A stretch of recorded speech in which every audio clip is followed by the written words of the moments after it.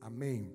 Oséias capítulo 7, abra a sua Bíblia em Oséias capítulo 7, deixe a sua Bíblia aberta, porque nós faremos outras leituras com ela.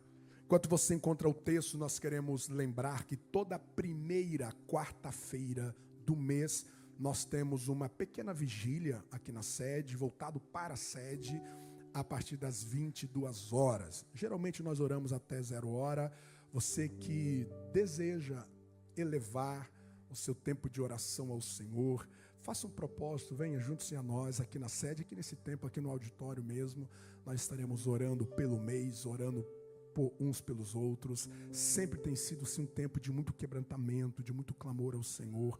Quarta-feira agora, às 22 horas, nós aguardamos você que pode estar com a gente. Sexta-feira nós temos já a vigília das mães, ok? Sexta agora. Você, mulher que talvez não adquiriu ainda a sua participação, eu não sei se ainda tem lá, ainda tem na secretaria. Você, mãe, que ainda não adquiriu a sua participação, passe lá. Será uma noite muito especial, às 23h30, começa a vigília das mães. E no sábado nós temos o nosso grande batismo. Você que ainda não é batizado, você precisa se batizar. E nós sempre realizamos uma grande festa para aqueles que se batizam. Para se batizar, nós temos uma cultura quanto igreja de você passar por um discipulado, que é uma jornada de entendimento bíblico a respeito dos principais temas das Escrituras para fortalecer a convicção da sua fé e da sua decisão a Jesus. Muitos irmãos vão se batizar aqui da sede, nós vamos batizar mais de 30 pessoas, será uma grande festa e nós queremos que você venha participar com a gente desse grande dia. Sábado agora, às 18 horas começa o nosso batismo, mas sempre é muito bom chegar mais cedo, porque a casa fica cheia, porque é dia de muita festa. Oséias capítulo 7 vai ser o texto para o nosso ponto de partida para a nossa série nesse mês de junho. Diz o texto no versículo 8: Efraim se mistura com os povos. Efraim é um bolo que não foi virado. Em algumas versões, um pão que não foi virado. Versículo 9: Estrangeiros lhe devoraram as suas forças, e ele não sabe. Também os cabelos brancos se espalharam sobre ele e não o sabe. Estrangeiros lhe devoraram a força e ele não sabe. Também os cabelos brancos se espalharam sobre ele e não o sabe. Senhor Jesus, torna cativos os nossos entendimentos a esta palavra. Quebranta-nos, Senhor, por essa palavra. Que o mundo espiritual, em Teu nome, Senhor, seja detido. Tudo que seja contrário à nossa mente, toda a dispersão, toda a distração, que a Tua voz seja a única voz ouvida neste lugar, aos corações presentes. Você pode dizer amém. Quantos aqui tiveram a experiência do Covid? Quantos aqui pegaram Covid? Quantos pegaram 2 vezes o Covid? Quantos pegaram 3 vezes o Covid?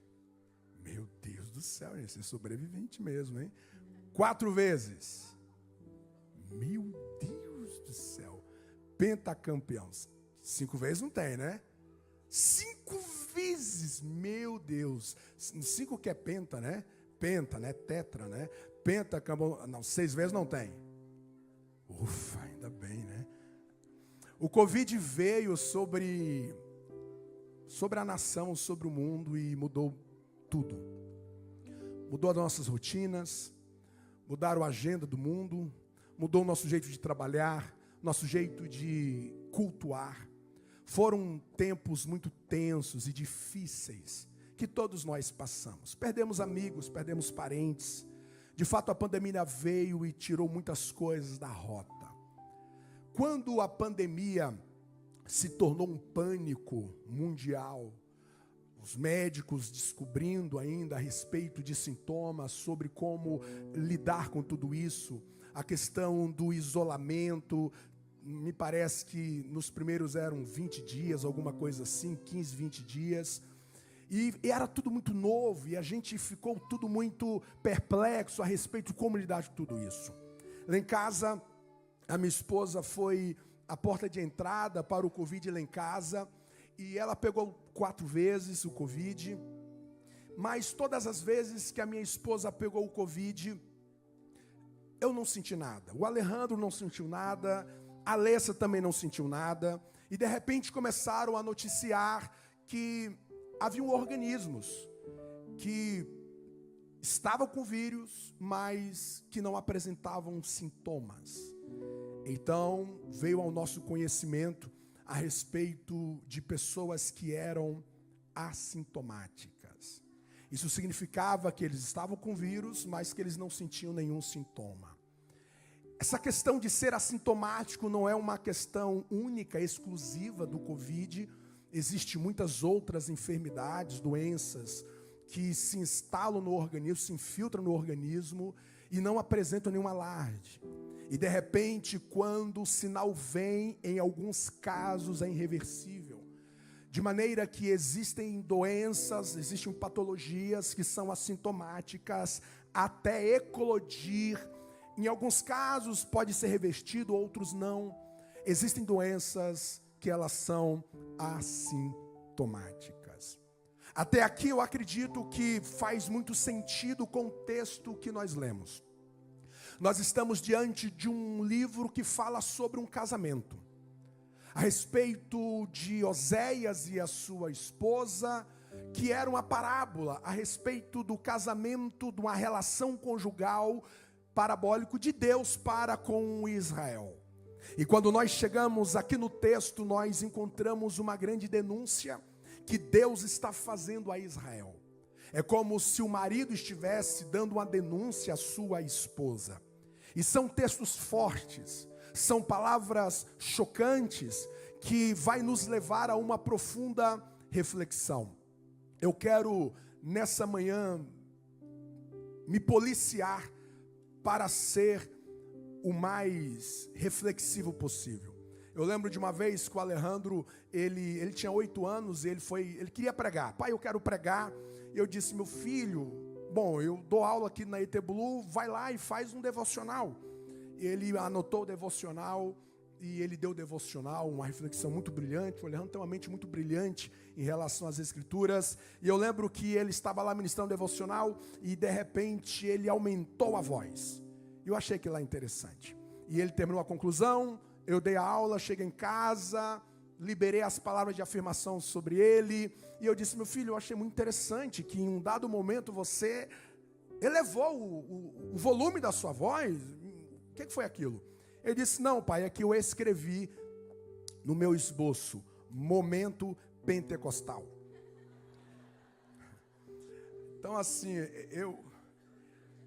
eu vou tentar não ter o momento pentecostal aqui nessa manhã, para ser o máximo reflexivo possível aqui com vocês, porque é uma palavra que tem mexido com a minha vida nessa última semana, tem mexido com a minha casa, já compartilhei com a minha família e eu quero repartir com vocês. Deus olha para Israel e diz assim, vocês é como um pão que não foi virado. A ideia é que, licença, a ideia é que Israel olhava para uma face de si. E a impressão que Israel tinha é que ao olhar para a parte assada, tirava a conclusão que eles estavam bem. Ao olhar para uma parte de si, Eles diziam: nós estamos muito bem, nós estamos prósperos, nós estamos excelentes. Só que o texto diz que se virasse o pão, aqui estava cru. Hoje nós temos o nosso forno que aquece na parte superior e na parte inferior, exatamente para que ambos os lados possam ser assados. Mas Israel olha apenas para uma face e ignora que a outra face deste pão, deste bolo, estava cru. E Deus diz assim: Efraim e Israel, você é um bolo que não foi virado, você é um pão que não foi virado. Vocês estão auto-sabotando. Mas de repente, o texto aprofunda um pouco mais e Deus diz assim: estrangeiros vieram e devoraram as suas forças.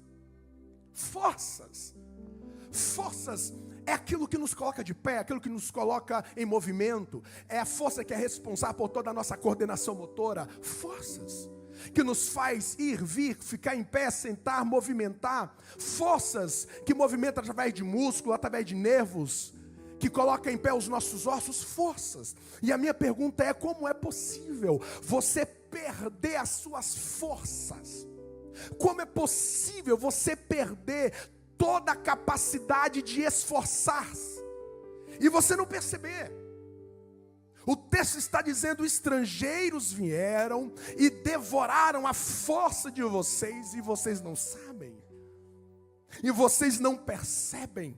Mas de repente Deus vai um pouco mais agressivo e diz assim: vocês é semelhante àquele ou àquela que os seus cabelos estão espalhados pelo rosto, e esses cabelos ficaram brancos.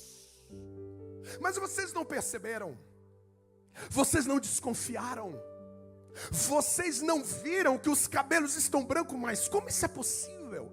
O cabelo está sobre os ombros, o cabelo está diante dos olhos, o cabelo está sendo apalpado todos os dias. E eu olho para os meus, eu não tenho mais como olhar para os meus cabelos, mas eu já olhei um dia.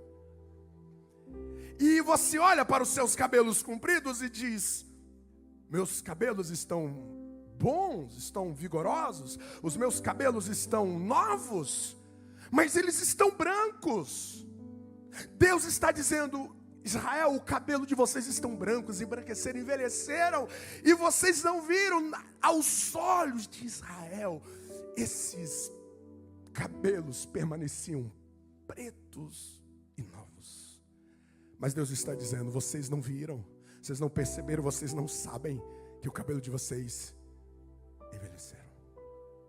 De maneira que até aqui, a denúncia de Deus para Israel é apenas uma: Israel, existe uma decadência assintomática sobre vocês.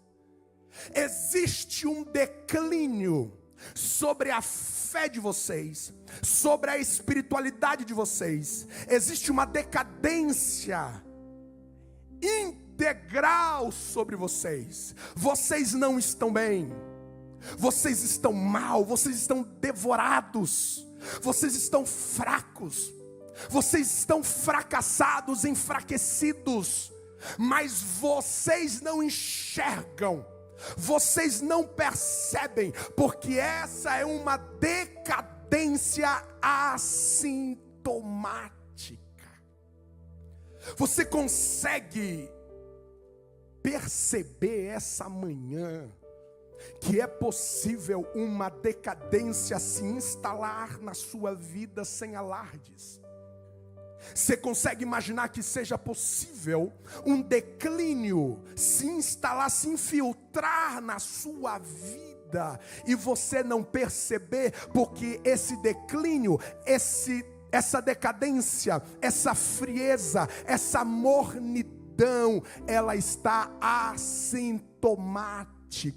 A sua distração, a sua dispersão, o seu ativismo cegou os seus olhos para perceber que os seus cabelos, que as suas forças se foram. Você não percebe, porque até agora está tudo muito assintomático. Vocês estão comigo até aqui?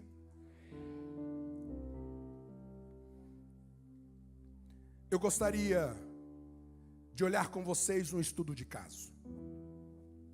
Nós temos, por exemplo, Sansão, que a presença se ausentou e ele não percebeu, foi uma ausência assintomática. Nós temos o caso de Sardes, que olhava-se para o espelho e dizia: nós estamos vivos, nós somos igreja vibrante, olha nós aqui congregando. E Deus dizia: vocês têm nome que está viva, mas vocês estão morta. Era uma morte assintomática. Você consegue imaginar que é possível alguém morrer por dentro assintomaticamente? E na mente dele, no discurso dele, no discurso dela, está tudo ok, estou vivo, estou viva. Mas Deus está dizendo: existe uma morte assintomática que é possível entrar no endereço do seu coração. Nós temos o caso de Laodiceia, que foi a lição dessa manhã. Uma igreja próspera, rica, uma igreja que Deus não condenou nenhuma heresia nela, mas essa igreja tinha Jesus para o lado de fora. Ela expulsou Jesus do lado de fora. Como pode? Uma igreja que olhava para si e dizia: nós somos ricos, nós somos prósperos, nós estamos bem vestidos, nós estamos lúcidos. Como pode uma igreja discorrer sobre si com tais adjetivos e Jesus dizer: vocês estão mortas, vocês estão frias, vocês estão apostatadas da minha presença? E eles não perceberam, porque era uma apostasia assintomática. Mas eu quero convidar a você a um estudo de caso, que aos meus olhos é um exemplo mais severo das Escrituras, quando uma decadência assintomática nos encontra. Porque quando a decadência assintomática nos encontra, a primeira coisa que ela rouba é a nossa lucidez. Eu quero convidá-lo a você abrir a sua Bíblia, e fica com a sua Bíblia aberta. Se o telão puder me ajudar, eu agradeço. Malaquias, eu quero que você abra a Bíblia em Malaquias.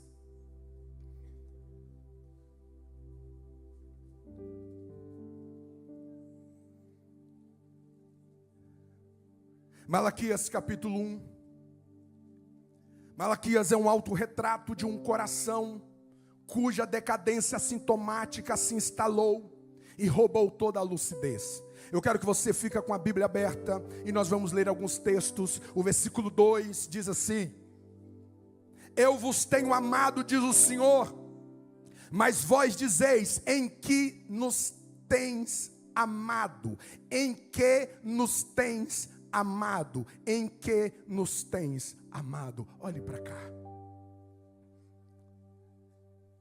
Israel olha para Deus e diz assim: Deus, tu está dizendo que nos ama, mas nós não sabemos como o Senhor nos ama. O Senhor tem certeza que nos ama? O Senhor tem certeza que nós somos amados por ti? Quando que o Senhor nos amou? Quando que o Senhor derramou o seu amor por nós? Como é possível Israel olhar para Deus, olhar a partir de um passado, olhar a partir da fundação de Israel, olhar sobre o que Deus fez no Egito, olhar o que Deus fez ao longo das batalhas, das guerras, que Israel não tinha uma mínima possibilidade de vitória, e Deus entrou naquela peleja, Deus enviou anjo para dar vitória a Israel ao longo da sua história. Como pode, diante de tantos livramentos, de tantos cuidados, como pode, depois de tantas intervenções de Deus sobre Israel, Israel só está vivo aqui, porque Deus amparou com as suas mãos? Como é possível, depois de tudo que Deus fez sobre a nação de Israel, ainda assim Israel olha para Deus e diz: eu não estou entendendo quando o Senhor nos amou. Como é possível Israel olhar para Deus e dizer: nós não nos sentimos amados? Mas de repente, nós chegamos no versículo 6, por favor. O filho honra o pai e o servo o seu senhor. E se eu sou pai, onde está a minha honra? Se eu sou o Senhor, onde está o meu temor? Diz o Senhor dos exércitos a vós, ó sacerdotes, que desprezais o meu nome e vos dizeis: em que nós temos desprezado o teu nome? Ofereceis sobre o meu altar pão imundo, e dizeis: em que te havemos profanado? Nisto que dizeis, a mesa do Senhor é desprezível. Porque quando ofereceis animal cego para o sacrifício, isso não é mal. E quando ofereceis o coxo ou o enfermo, isso não é mal. Ora, apresenta-o ao teu governador. Porventura terá ele agrado de ti? Ou aceitará ele a tua pessoa? Diz o Senhor dos exércitos. Olha o versículo 12. Mas vós o profanais quando dizeis: a mesa do Senhor é impura, e o seu produto, isto é, a sua comida, é desprezível. E dizeis ainda: eis aqui que canseira.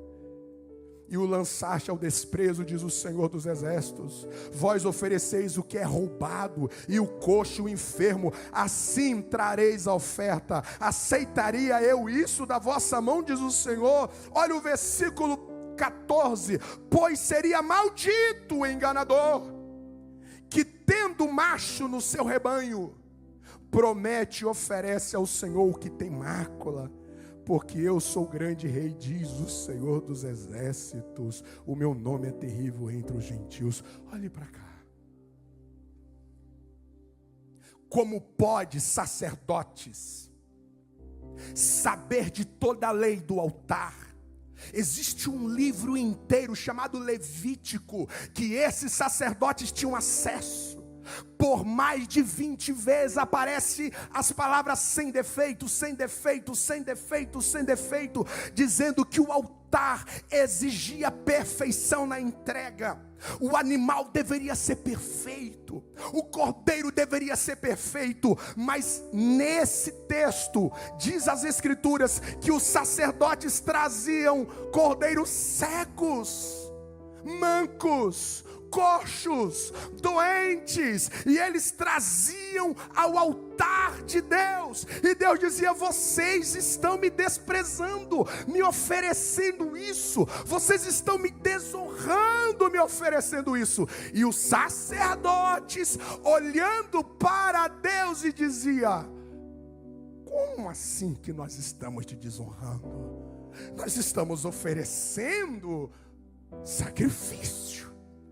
Aonde que nós estamos te desprezando? Como é possível alguém trazer uma oferta cega? Como é possível alguém trazer um animal doente, que nem ele mesmo comeria? Ele traz isso ao altar e diz: Deus, é isso que tu merece. E quando Deus o questiona, ele diz: o Senhor está equivocado, nós estamos te honrando. Eles têm o melhor em casa, eles têm um animal perfeito, mas ele entrega para Deus o com mácula, eles entregam para Deus o cego, o coxo, e na mente deles está tudo bem para com Deus. Como é possível isso acontecer? É quando a decadência sintomática se infiltra, roubando a nossa lucidez. Mas eu quero convidá-lo ainda a ler o versículo 17 do capítulo 2. Enfadais ao Senhor com vossas palavras, e ainda dizeis: em que o enfadamos? Esse povo está falando muita murmuração para Deus. Esse povo está falando palavras vazias. Esse povo está derramando uma verborreia para Deus. E Deus está dizendo: vocês estão me enfadando. Como assim nós estamos te enfadando com as nossas palavras? Mas eu ainda te convido ao capítulo 3 e o versículo 7. Desde o dia dos vossos pais vos desviastes dos meus estatutos e não os guardastes. Tornai-vos para mim, e eu me tornarei para vós, diz o Senhor dos exércitos. Mas vós dizeis: em que havemos de tornar? Nós estamos bem. Olha o nosso carro, olha o nosso bom salário, olha a roupa que vestimos, olha o conforto em que nós estamos. Nós estamos bem, não há nada em nós que precisamos voltar para ti. Nós estamos bem. Este apelo é para o desviado que está fora da igreja. Eu congrego, eu sou membro, eu tenho um credencial, eu estou muito bem. O Senhor está equivocado sobre mim. Eu não preciso de me tornar para ti. Eu estou bem. Como é possível alguém entregando animais, ofertas desprezíveis, com prazo de validade vencido, reprovável? Como é possível alguém estar neste lugar de frieza, de mornidão, mas aos seus próprios olhos está tudo bem? Como é possível alguém estar debaixo de uma frieza espiritual? Como é possível alguém estar debaixo de uma mornidão espiritual? Como é possível alguém estar debaixo de uma apostasia silenciosa? Como é possível alguém nutrir inveja? Como é possível alguém nutrir palavras venenosas, falar mal de pessoas, por detrás das cortinas, pessoas falsas? Como é possível corações maldosos? Como é possível pessoas nutrirem espírito de rebelião, de duplicidade de caráter, e aos seus próprios olhos está tudo bem? Eu não preciso me tornar para Deus. Essa pessoa está tão distante de uma vida com Deus. Essa pessoa está tão distante das Escrituras. Essa pessoa está flertando com a imoralidade sexual. Essa pessoa está flertando com a agressividade. Essa pessoa está flertando com uma vida totalmente complexa em Deus, mas aos seus próprios olhos, eu estou bem. Essa pessoa não sente mais a presença. Essa pessoa é batizada com o Espírito Santo, mas não fala em línguas há muito tempo. Não existe nada que pulsa dentro dele para ganhar almas. Ele não se envolve em nada no reino de Deus. Ele não pensa em discipular pessoas. Ele não pensa em evangelizar pessoas. Ele está totalmente estático. Existe uma inércia intencional no seu coração. Mas ele diz: em que eu tenho que me tornar? Você está enganado. Isso não é comigo, isso é com o bebum, isso é com o alcoólatra, isso é com o drogado lá fora. Eu estou bem. Nós não precisamos nos tornar para ti. Como isso é possível? Quando a decadência sintomática se instala, roubando a lucidez. Mas o texto continua. No versículo 8 diz: roubará o homem a Deus? Todavia vós me roubais e dizeis: em que te roubamos? Deus está dizendo assim: Israel, existe algo que me pertence. Me pertence. Não é para você ficar, me pertence. É uma ordem, é um mandamento, me pertence. E se você fica com o que me pertence, você está me roubando. Mas como pode eu estar roubando um Deus todo-poderoso que já tem de tudo? Não, o Senhor está enganado. Eu não estou roubando o Senhor. Como isso é possível?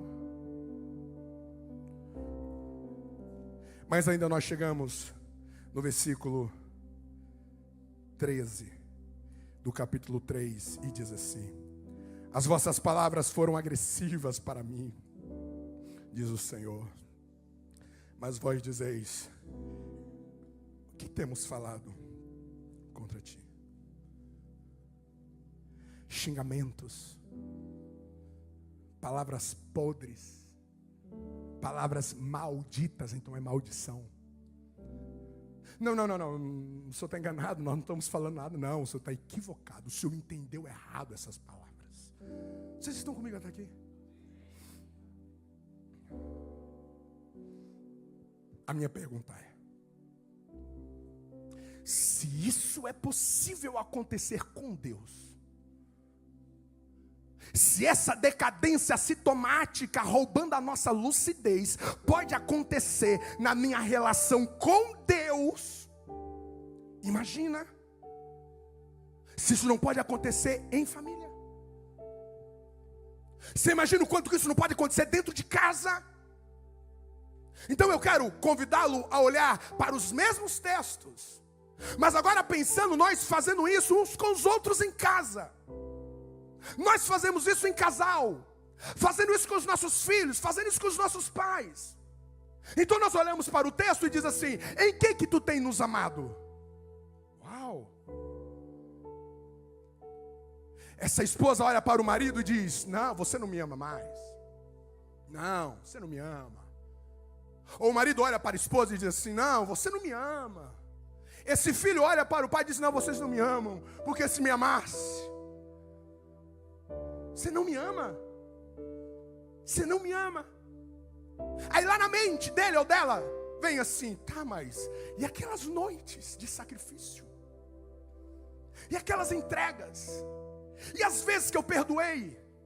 E as vezes que eu renunciei coisas importantes para que ele ou ela fosse bem?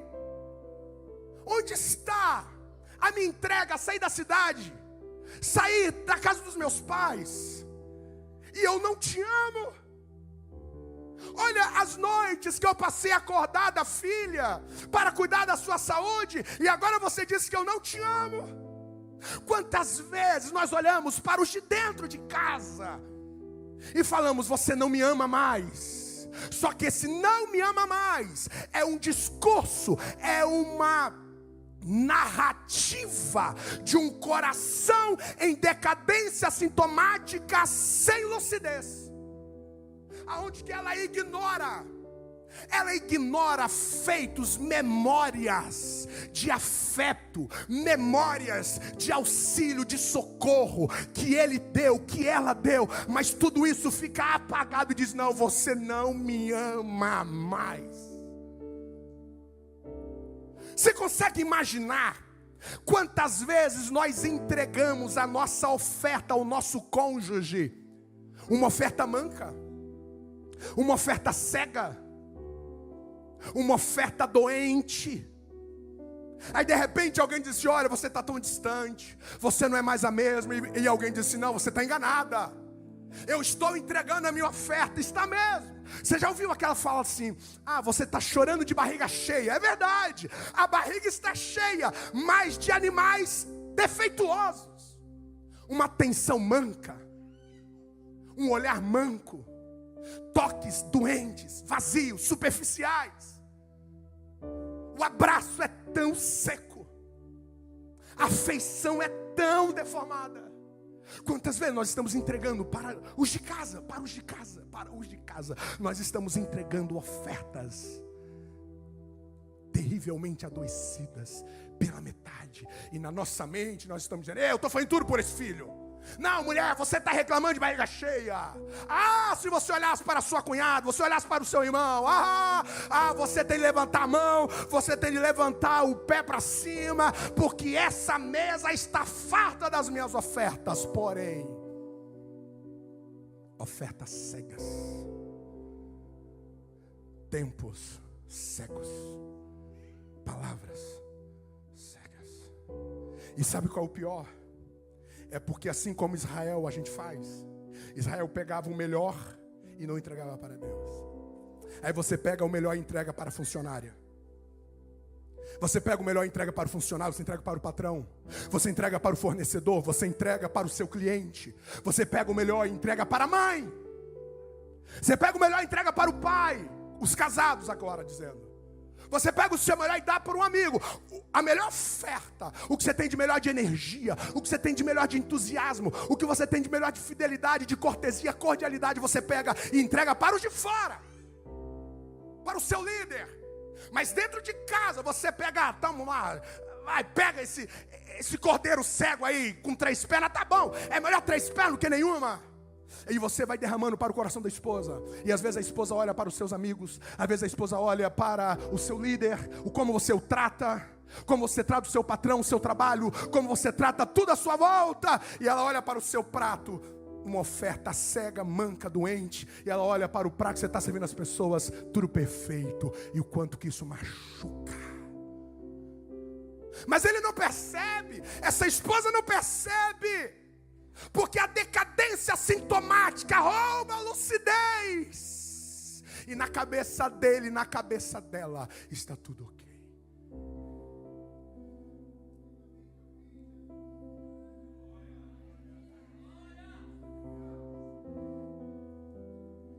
Enfadar isso com as vossas palavras. Perdão com o meu vocabulário de fundo de quintal. Mas quanta boboseira que se fala lá, hein? Uma vinheta que roda há 3.400 anos, a mesma coisa, a mesma coisa, a mesma coisa. E o ouvido está desse tamanho assim. Eu não aguento mais ouvir isso, esse vitimismo, essa carência intratável, eu não aguento mais. Enfada e disse, eu não aguento mais, você está tocando o mesmo assunto sempre, mais uma vez. Você está ressuscitando defunto, mais uma vez você está... E ela disse, não, você está enganado, eu não estou te enfadando. Olha o meu tom de voz. Não, você está enganado, eu não estou te enfadando. Sério. Não, eu preciso me tornar para ti, eu preciso melhorar para ti. Não. Eu estou bem. Você tem a melhor esposa, você tem o melhor marido, você tem o melhor filho, você tem o melhor filha, você tem o melhor pai, a melhor mãe. Sério. E a sua intimidade? Como esse casamento está bem com essa intimidade falida? Como esse casamento está bem com essa intimidade seca, superficial, ausente, negligente, ignorada, chantageada? E eu falo que está bem, dormindo em camas separadas, e eu falo que está bem. Não há um devocional nessa casa, eu digo que está bem. Não, eu não preciso disso, eu estou bem. Você está reclamando de ingratidão. Não é. É que a sua lucidez se foi. Foi uma decadência assintomática que te assaltou. Em que te roubei? Em que eu tenho te roubado? Olha as roupas que você veste. Esses meninos, eu pago as melhores escolas para esses meninos. Como eu estou te roubando? Olha lá para os seus primos e veja qual deles está estudando onde você estudou. Eu não te roubei. Eu tirei o que eu não tinha para lhe dar. Será? Será que você não roubou a presença do seu coração integral diante do seu filho? Ah, mas você está tão ausente, diz a esposa. Não, você está enganada. Não, você está enganada. Eu estou nessa casa o tempo inteiro. Será? Será que não é apenas o corpo? Será que as redes não te sacam? Será que quando ela vai conversar contigo, a sua mente está em algum outro lugar da terra? Então você está roubando dela alegria. Você está roubando dela presença. Você está roubando da sua casa. Quantos cônjuges que ao entrar no casamento eram felizes, eram realizados, homens animados, destemidos, encorajados para a vida. Casou, encolheu. Essa mulher roubou o brilho deste homem. Quantas mulheres que entrou no casamento com expectativas e sonhos, hoje vive à base de remédio para suportar descaso, indiferença, abandono emocional, farsa, maquiagem. Em que eu te roubei? Nós roubamos os nossos filhos, nós roubamos o nosso cônjuge, mas nós não percebemos, porque já estamos assintomáticos, perdemos o discernimento dos nossos olhos. Mas de repente, Deus ainda diz: você está sendo tão agressivo com essas palavras. Não, você está enganada. Eu sou tão educado com você. Quantas palavras que feriu o outro, e quem falou nem percebeu. O coração está sangrando. Porque quando ele foi tentar, vamos conversar, não, você está enganado, eu não falei isso, não. Sangrou sozinho. Quantas palavras torpe. A palavra torpe em Efésio é a palavra podre, é como se fosse um fruto podre. Uma palavra podre que foi falado sobre ela, que foi falado sobre ele. Isso foi como uma tatuagem na alma dele, como uma tatuagem no coração dela. Mas quem falou não percebeu. Em que eu te agredi? Em que eu faltei com honra com você? Já está sintomática há tanto tempo. já está sintomático há tanto tempo que nem percebe, quando xinga, quando desonra a aparência, quando fala palavras malditas, nem percebe mais. Quando olha para o filho e libera uma palavra que deforma a identidade desse filho, que deforma a identidade dessa filha, nem percebe. Este sonso, esse menino é sonso mesmo, esse menino é um burro. Ops, não, eu trato muito bem os meus filhos. Quantas vezes você murmura da igreja, você murmura de pastor, você murmura de amigos, e na sua cabeça isso não é murmuração, isso é um comentário. Você nem percebe, porque já é sintomático. Você consegue imaginar o quanto que a decadência sintomática ela é sutil, perigosa, e nenhum de nós estamos blindados a isso. Nenhum de nós estamos em uma bolha capaz que isso não venha nos assediar. Mas nessa manhã eu pergunto: Deus, como pode Israel chegar nesse lugar? O marido perguntamos ao marido: como pode essa esposa chegar neste lugar? Como pode esse marido ter chegado nesse lugar? Deus responde no versículo 14 do texto que nós lemos, quando Deus diz assim: vocês pararam de me clamar. Vocês pararam de me clamar. Quando a oração cessou em Israel, a lucidez se foi e a decadência sintomática se instalou em toda a nação. Mas nessa manhã eu vim trazer uma boa notícia para o teu coração. Eu vim trazer uma boa notícia para a sua família. Eu vim trazer uma boa notícia para o seu casamento. Se você entrar no teu quarto, fechar a porta e clamar ao Senhor, Ele é poderoso para interromper toda a decadência assintomática sobre o endereço da sua casa. Esta manhã,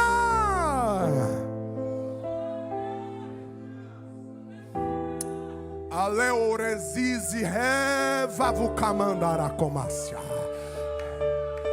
Alecolebiri de colovazanzizi ravacomendo múzia. Eu vim profetizar.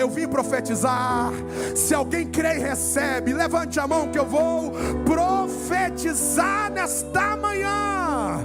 Se tu me clamar, diz o Senhor, se tu trazer a mim o teu clamor, eu entro na tua casa, eu entro no teu casamento, eu entro no coração dos teus filhos. Se tu orar, eu interrompo todo declínio, toda decadência. Os demônios estavam sorrindo, os demônios estavam esperando a queda da tua casa. Mas se você orar, eu vou entrar. Se tu orar, eu vou quebrar o laço. Se você orar, eu expulso a frieza, eu expulso a apostasia. Se você orar, o amor vai voltar, a aliança vai ser restaurada. Se você orar, eu vou quebrar a armadilha. Se você orar, o demônio vai cair, a depressão deste casamento vai cair. Se você orar, eu assopro vida na tua casa, eu assopro vida na tua família. Eu trago o teu filho de volta, eu trago a tua filha de volta. Se você orar, quem recebe esta palavra nesta manhã,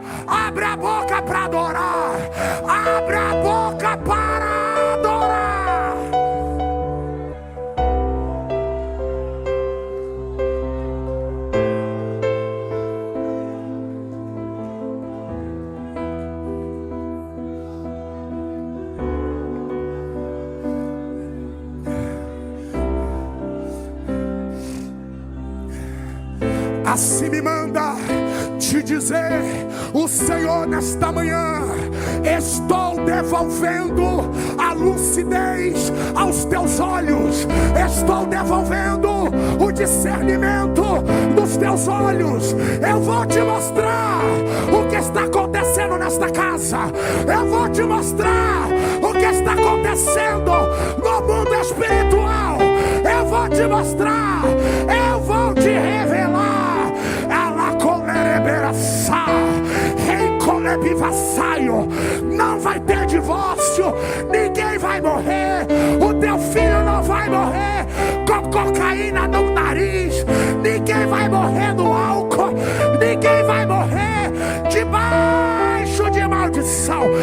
Eu te dou autoridade, eu te dou discernimento, eu te dou poder, eu te dou poder para descobrir, eu te dou poder para perceber, eu te dou poder para discernir quem pode adorar, quem pode adorar, quem pode adorar nesta manhã.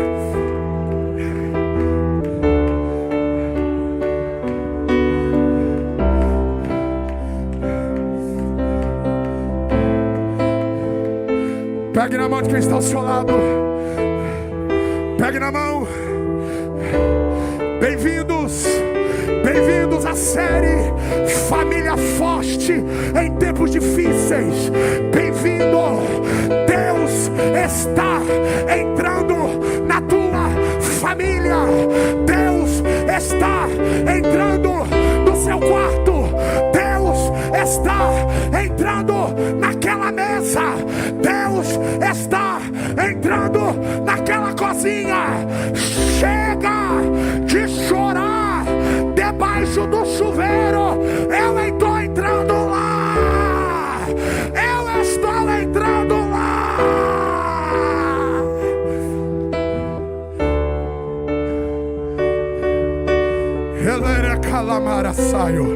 Pegue na mão de quem está ao seu lado. Feche os seus olhos. Eu quero que você clame. Eu quero que você clame e diga a Deus: eu quero lucidez. Eu quero lucidez, eu quero lucidez. Eu quero um avivamento nos meus olhos. Eu quero um avivamento nos meus sentimentos. Eu quero um avivamento na minha alma. Eu quero enxergar o que tu estás enxergando. Eu quero ver o que o Senhor está vendo. Eu quero sentir o que tu estás sentindo. Começa a orar agora. Começa a orar agora. Começa a orar agora. Diga: eu me posiciono. Diga: eu me posiciono na minha casa. Eu me posiciono no meu lar. Eu me posiciono. Eu me posiciono. Vamos lá. Se tu clamar, se você orar, o cenário muda. Se você orar, o cativeiro vira. Se você orar, eu removo toda decadência, todo declínio, toda frieza, toda indiferença.